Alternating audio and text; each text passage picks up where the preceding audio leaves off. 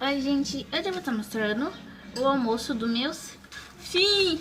Então eu vou estar guardando esse pacote de carne aqui que eu deixei fora. Que tava descontado. Ah, não acredito, derreteu. Esqueci de tirar daqui. Que nojinho! Também tem um bueiro aqui do lado.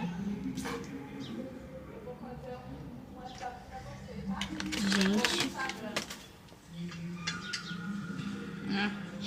Tá tudo... Vou mostrar pra vocês. Olha isso, gente. Isso daqui é muito... Tá sujo. Isso daqui... Eu vou limpar o congelador com vocês. Vocês, tá? Gente, eu consegui improvisar um tripé, né, Steph? Meu pé tá fechado.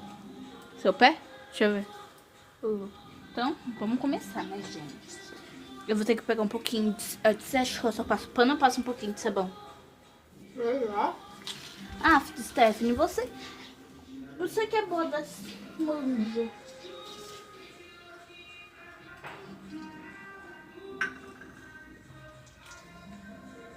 Eu acho que eu não vou tirar a geladeira do lugar.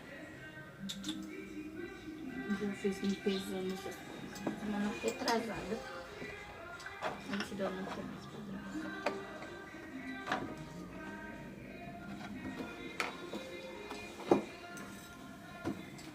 Então eu vou fazer uma limpeza. Eu tirei tudo daqui. Tudo isso daqui que vocês estão vendo. Quase nada. Tirei o berço. Stephanie, o berço. Gente, meu berço, ele é... Nunca mais eu deixo alguma coisa que dá pra derreter no congelador. Eu pensei que ia ficar numa textura boa, só que eu esqueci de colocar de volta no congelador.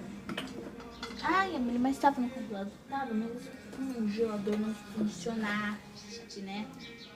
Eu só já funcionava. Pronto, vai ficar aqui debaixo. Por enquanto. Gente, olha o pé da minha negócio.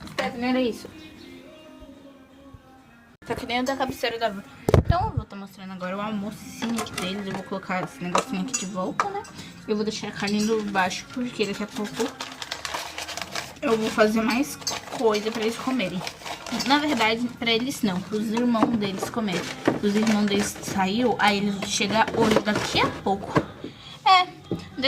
2 horas eles chegam, mas eu vou deixar a comida feita, porque eu não gosto de fazer muita comida, sabe? A comida vai ficar pra parte 2, tá? Tchau, até a parte 2. Dá tchau, Stephanie.